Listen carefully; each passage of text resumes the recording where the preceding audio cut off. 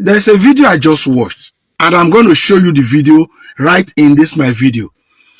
And after watching the video, all I could say is, if you are a Southeastern politician, you are a Southeastern leader in Nigeria, including the South leaders, both political and in any position that you are, shame on you. Shame on you for playing the second fiddle and allowing it to be used just because of what you can get against an entire region.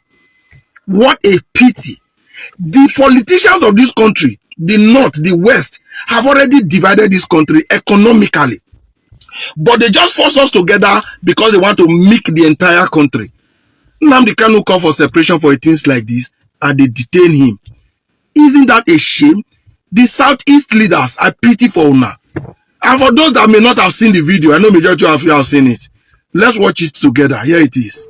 How do you build an economy when the smallest state by landmass that has the highest per capita income with the highest population has the only functioning seaport in Nigeria, while everybody else is left to go home and dry? It doesn't make sense. This is the reason why I'm saying to the president that it is economic injustice and Nigeria is structurally skewed to favor Lagos economy. I don't know what the Southeast Governors Forum are doing. I don't know what they discuss when they meet, but there are critical areas that we must address. The Southeast, yes, is the only region that does not have a high pressure gas transmission pipe to take natural gas through it. What exactly is wrong that it seems that there is like a calculated power share between the Northwest and the Southwest, and until every other region in Nigeria gets permission from the Northwest and the Southwest, nothing happens in their region? It doesn't make any sense. How can Mr. President be talking about renewed hope and economic transformation and increasing the per capita income of Nigerians and prosperity for Nigerians about building a $1 trillion economy when everything is centered around Lagos?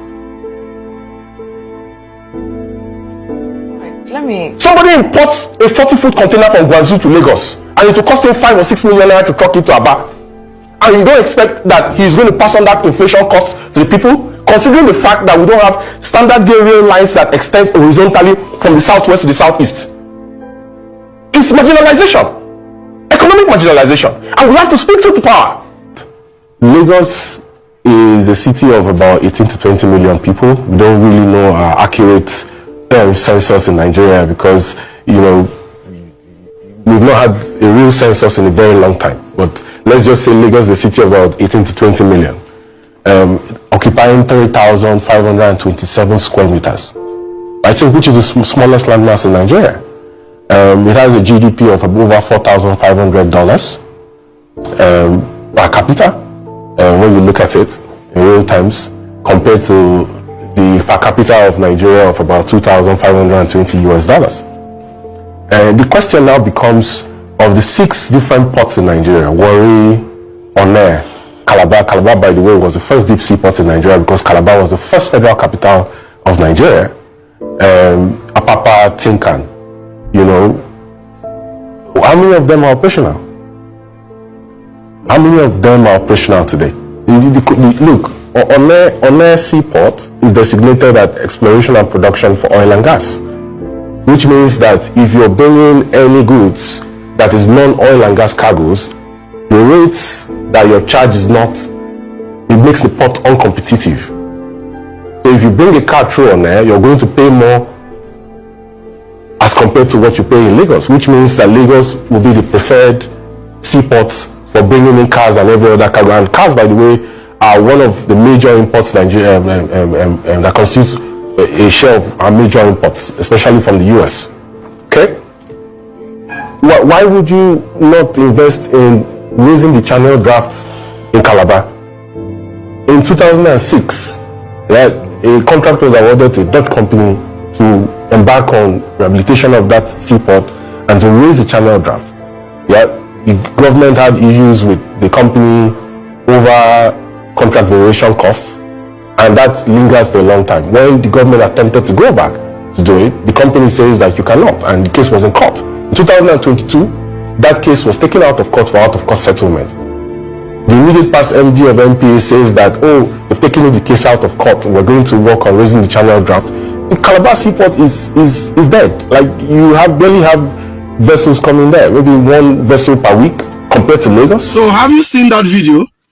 I think you will support me in saying to the South leaders and the Southeast leaders, shame on you all. Shame. Shame. You are a disgrace to your region. Since the inception of Nigeria, since independence, I believe this nonsense has been going on. That everything in Nigeria is built for Lagos. Nobody can blame Bola Ahmed Tinubu for this. Nobody. Because this is a foundational issue. We have had successive governments.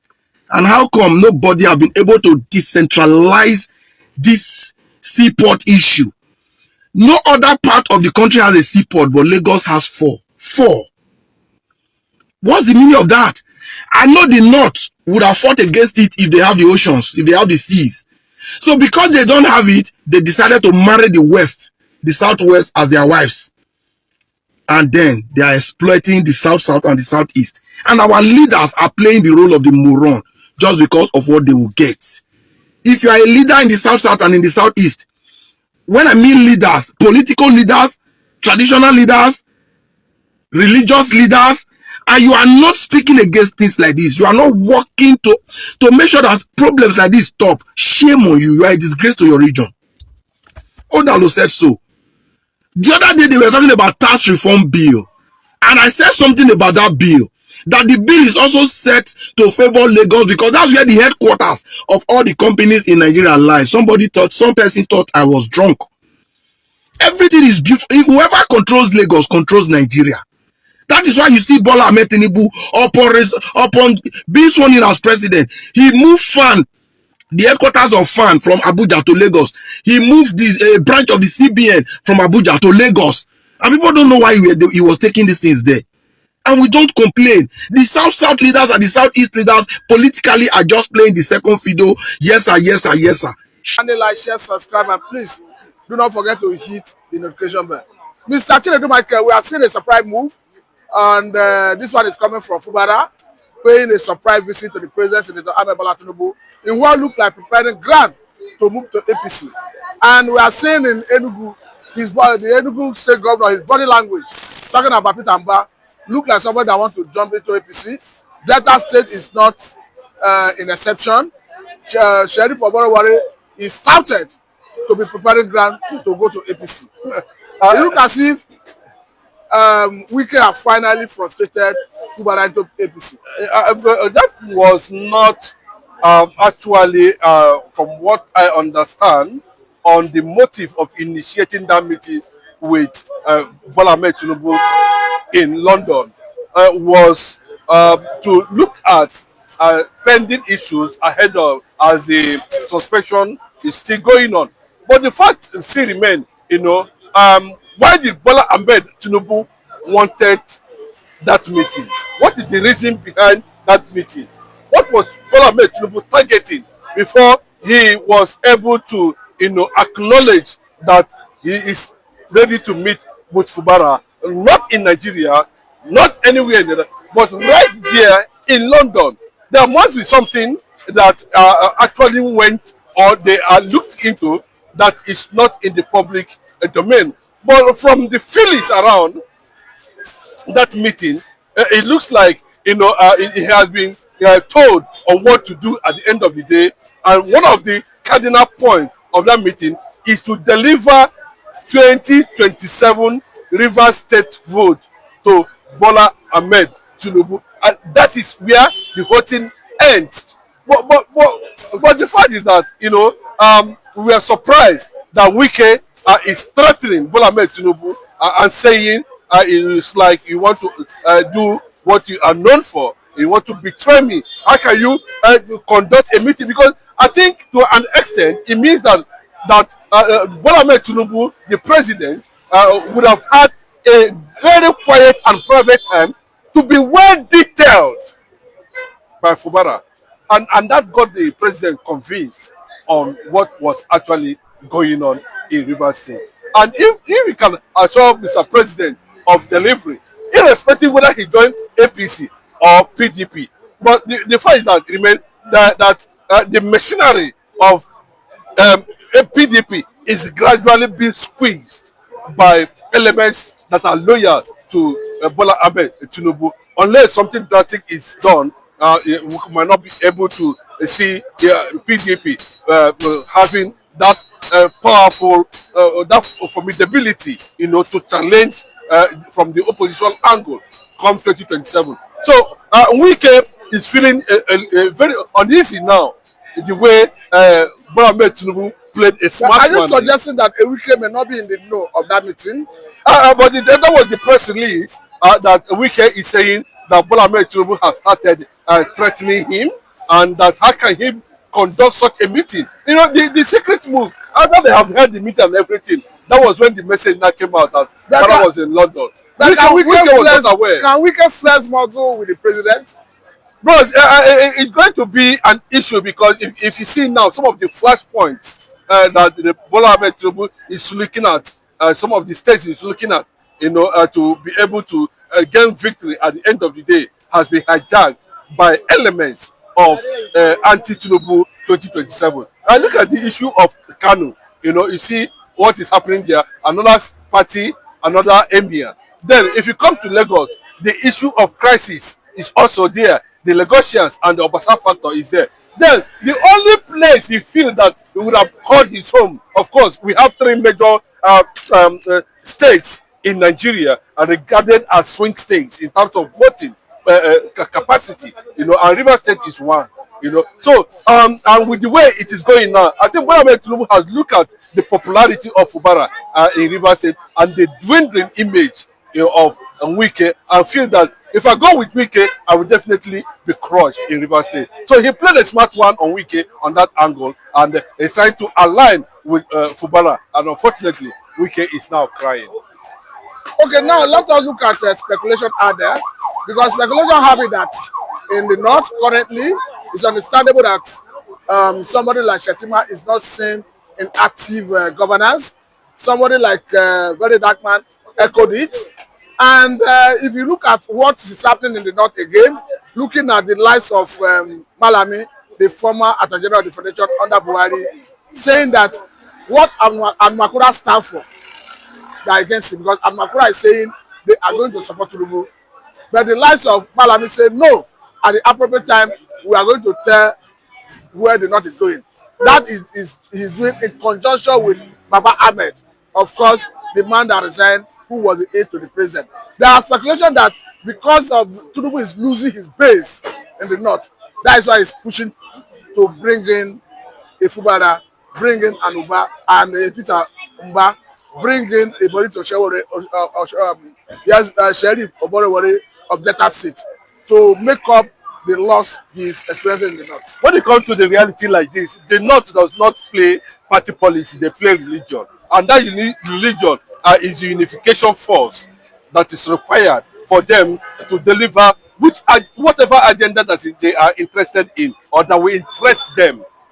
So I think from the calculation that's already playing out, the Bola Ahmed Tinubu is looking on how he's going to consolidate power on the entire southern part of the country, using both PDP and APC governors, knowing fully well that PDP dominates more in the south than in the north, and of course that's the angle he is actually looking at it. But I can tell you that somewhere along the line, there's going to stay the mud. I tell you, Bola Ahmed Tinubu is going to stay the mud in the north, and it's also going to stay the mud, in the south, because and they should just leave out the state alone for now. Other state, they can take the rest state. But someone like Benjamin Kalu have made it very clear that they are going to collect Abia State. Bro, nobody is going to take anything away from Alex Oti for now. That state should be left the way it is to honor Mazi Nnamdi Kanu. As simple as that. Mazi Nnamdi Kanu is greater than them, all of them there that call themselves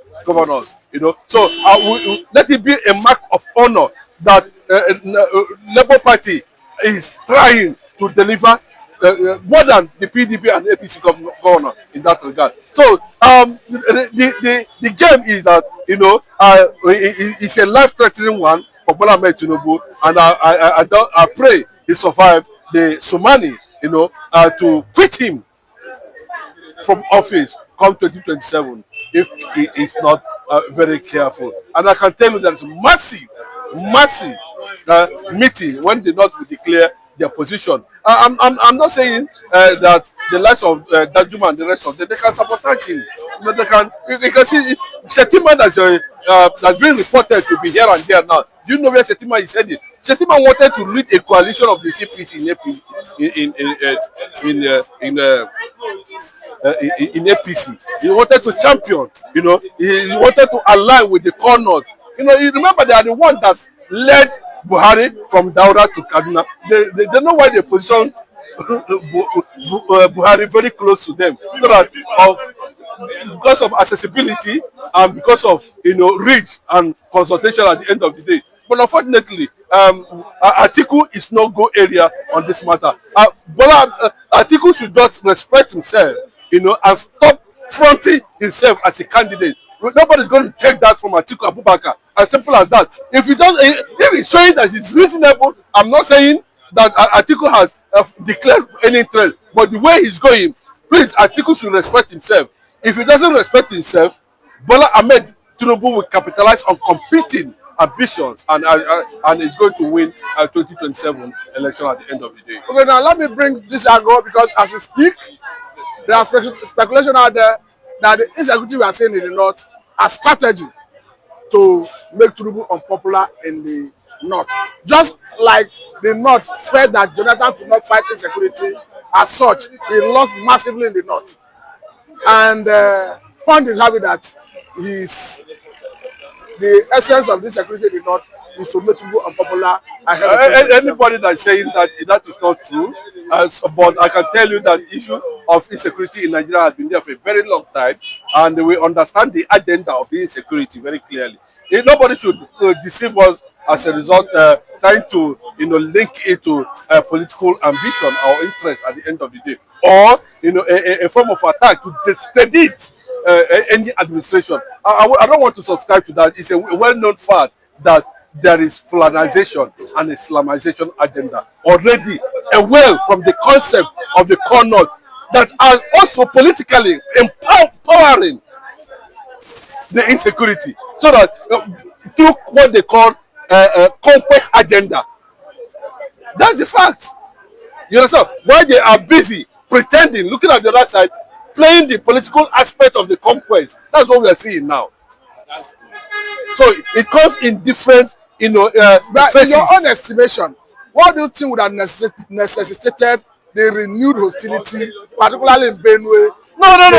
There's nothing like renewed. This thing has been there. It's hit and run. It's guerrilla warfare. So how can you say renewed? There's nothing that is renewed.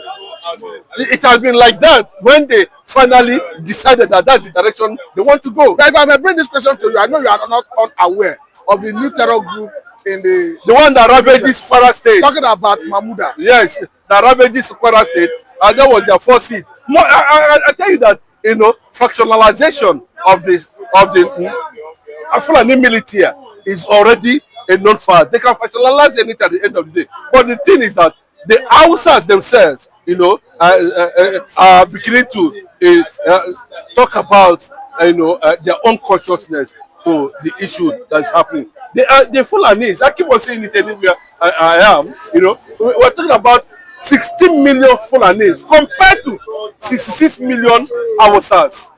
And it is on record that the Fulanis are not indigenous people. The indigenous people there are the Hausas. No, Hausas seem to be seeking to divorce them and marry Igbo now. No, the divorce, you know, I don't see the angle is going to come, because at the end of the day, it will be centered on religion. But typically, an average man, from what we are finding out, an average Hausa man is peaceful. He's a peaceful man, you know, but I don't know how true is that. Maybe they were actually radicalized by the Fulanis. I don't know how to justify that anyway. But we don't share the same ideology. We don't think in the same direction. We don't do the same culture. So it will be very difficult for. We're talking about 80 million. That's 66 million. Igbos are 80 million in population. But what do you make of the position of a Northerner, an Hausa man? The video have gone viral. Who made it very clear that the Hausa man is closer to the Igbo man in character, in behavior, in everything that the Hausa man is close to the Fulani man. And again, he said that there is need for the Hausa to start publicly denouncing Fulani. You know that the campaign is already ongoing, and the credit to Mazi Nnamdi Kanu, you know, for that awareness and feat. But I can tell you that in the absence of that consciousness, you know, I don't think that knowledge is impacted, whether you like it or not. Consciousness is also awakened, you know, that something, they wake something, you know, something can wake something from slumber. Let us say, wake up from your slumber. I suddenly say, oh, okay, I was sleeping, and somebody tap you, you wake up, you know, you regain consciousness. Mazi Nnamdi Kanu made the indigenous Hausa people, you know, to regain consciousness. But let me tell you, most of the enterprising abilities of most Northerners was inculcated to them by the Igbos when the Zungeru Axis was the capital of the colonial masters at that time. So Igbos have to move from here to Hausa land, and that was how the Hausa begin to imbibe the culture of engaging themselves in activities related to the culture of Igbo man, or how Igbo man do their thing. So because the capital was there in Zungeru, then, you know, they were able over time to begin to adopt the culture. That was how the that expertise, you know, was transferred to the Hausas, and they were able to actually pick it from there. So when they say the Hausas are more closer to Igbo, I can tell you it is only basically what the Igbos has impacted on them, you know, when they were at the beginning of the independence. Now, this newfound love between the Hausa and Igbo, do you think it's sustainable? No, the fan love should be based on multilateral and bilateral. But is it sustainable? No, you can decide to jettison anything that is a treaty. You can decide you are no longer interested, you know. But that will happen when because what it is called is Hausa land, Republic of Hausa land. That's their own independence. They will have Republic of Biafra. So whatever that's going to hold us together should be based on multilateral, bilateral, and of course the universal law. I think I must let you go at this point, if you permit me. This is a good place to let you go. We hope to have you next time. This is a developing story. I must say very big thank you. This is Mr. Thank you, Pastor. Thank you very much.